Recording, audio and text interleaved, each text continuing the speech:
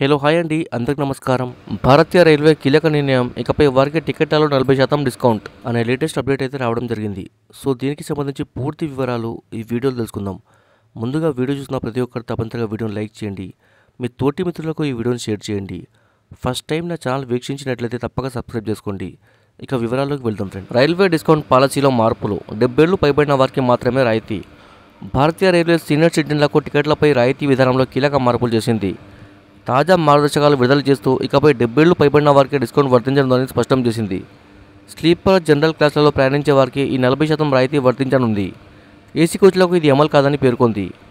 ముందు వరకు పురుషులకైతే 60 ఏళ్లు, మహిళలకు 58 ఏళ్లు దాటితే డిస్కౌంట్ వర్తించేది.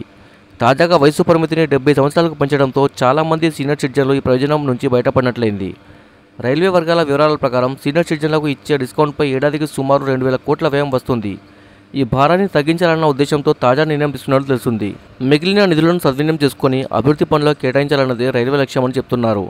ఇది ఇలా ఉంటే ఈ నిర్ణయంపై పలు సీనియర్ సిటిజన్ సంఘాలు, పౌర హక్కుల సంస్థలు గట్టి అభ్యంతరం వ్యక్తం చేశాయి. వృద్ధులు ఎదుర్కొంటున్న ఆర్థిక ఇబ్బందుల్లో టికెట్ డిస్కౌంట్ ఓ మేలు చేయగలిగే అంశమని, దాన్ని తగ్గించడం అన్యాయమని అభిప్రాయపడుతున్నాయి. ప్రభుత్వ నిర్ణయం వెనక్కి తీసుకోవాలని డిమాండ్ చేస్తున్నాయి. ప్రస్తుతం ఈ మార్గదర్శకాలు అమల్లో ఉండగా భవిష్యత్తులో ఈ విధానాన్ని పునఃసమీక్షించే అవకాశం ఉందని అధికారులు చెబుతున్నారు.